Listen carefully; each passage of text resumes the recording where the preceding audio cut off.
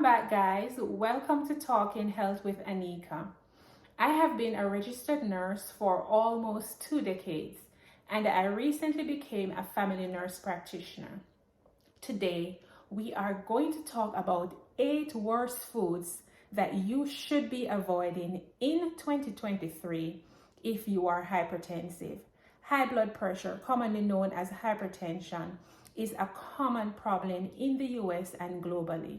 If you are 50 years old, you have a 60% chance of being hypertensive. To me, that's a really high percentage. And to you, you're probably saying that's a high percentage too. If you have a systolic blood pressure of 130 to 139 consistently and a diastolic blood pressure of 80 to 89 consistently, you are considered to be hypertensive.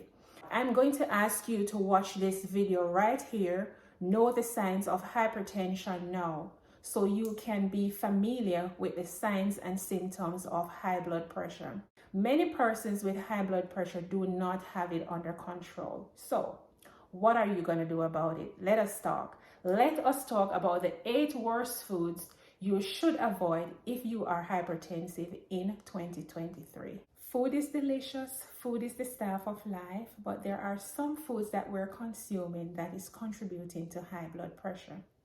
If you or your loved ones have high blood pressure, take note of these foods that I'm going to be talking about that you should be avoiding if you are hypertensive. The first on the list is canned food. Canned foods tend to be loaded with sodium due to the fact that they want them to have a long shelf life. So what I'm going to ask you to do for me as of today, when you go grocery shopping, you are going to become a label watcher. You're going to look on the labels of those canned foods to see how much sodium is in that food and how much sodium you're going to potentially be consuming. Because according to the American Heart Association, as a hypertensive patient, your maximum sodium daily intake is 1,500 milligrams of sodium. So you're going to be watching those labels. Most canned foods, let's look at green beans. Green beans tend to be one canned food that is filled with sodium. And so 1 serving of green beans on the lower end tend to have 300 milligrams of sodium. 1 small can of green bean contains 3 to 4 servings. So if you consume that entire can of green bean in 1 serving, you would have consumed almost all your sodium intake for the day. So I have a little understanding, or should I say I have some understanding. I know that not everyone is able to afford fresh fruits and vegetables all the time. So if you have to purchase canned foods, what I'm going to suggest is that when you purchase those foods and you're going to consume them, pour the salt water off, add some fresh water, let it sit for a minute, and then you can pour off that water so to make the content of the food that you're going to be consuming less salty. But if you can avoid, as a hypertensive patient, avoid canned foods. Second on the list, processed meats. For example, hot dog, bacon, sausage, and deli meats. These meats are usually filled with sodium due to how they are cured and the processing methods used to preserve them. Having high sodium content foods on a regular basis increases your blood pressure, puts you at risk for heart disease, kidney disease, and other health problems. Some alternatives to these processed meats are fresh meats, poultry, and fish. Third on the list is pickles. Pickles, pickles, pickles. A lot of persons love pickles, but pickles tend to have a high sodium content. Pickles are usually filled with sodium, and this can be very harmful to your health, especially if you are hypertensive. It increases your blood pressure, and that's a major risk factor for heart disease, stroke, and kidney disease. Pickles are normally made by soaking cucumbers in vinegar and a brine solution, which not only gives it its distinctive taste, but it increases its sodium content. Let's take, for example, a small to medium-sized pickle that contains 500 to 600 milligrams of sodium, which is 20 to 25% of your daily recommended sodium intake as an adult. That's a lot. So, if you're hypertensive, pickles is one food you want to avoid. Fourth on the list is alcohol. Excess alcohol intake increases blood pressure. It not only increases your blood pressure, but it also damages the walls of the blood vessels. Let us look at what excess alcohol intake looks like. Binge drinking is having 4 or more drinks in 2 hours for women and 5 or more drinks in 2 hours for men. Moderate drinking is having up to 1 drink per day for women and up to 2 drinks per day for men. We should also take into consideration that a drink, when we're talking about beers, is only 12 ounces. When we're talking about wine, it's 5 ounces. And for 80% distilled spirit, it's only 1.5 ounces. We should also keep in mind that alcohol contains calories, which can increase our weight gain, and weight gain is a risk factor for hypertension. So guys, we are at number 5, and 5th on the list is condiments. Condiments tend to contain a lot of sodium, sugars, and fats.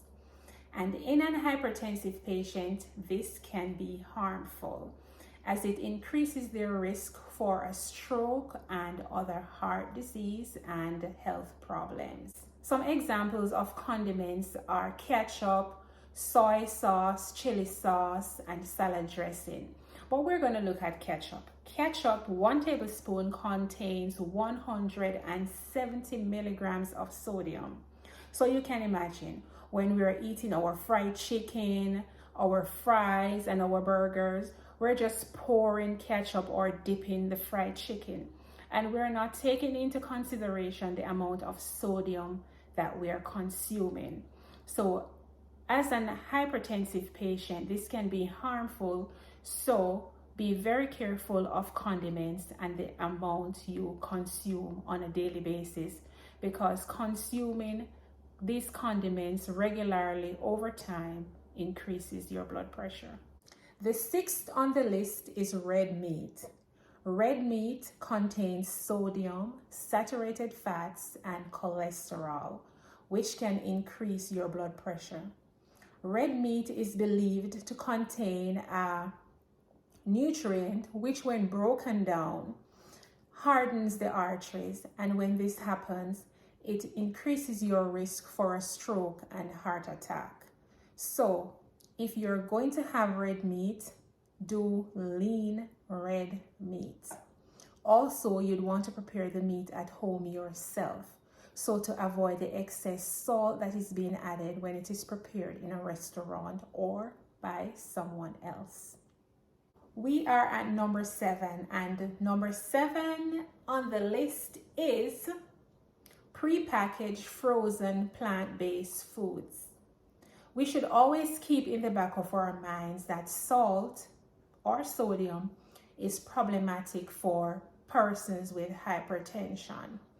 Certainly, a vegetarian diet is a heart-healthy diet, and that's a diet we should all aim to have in our lives.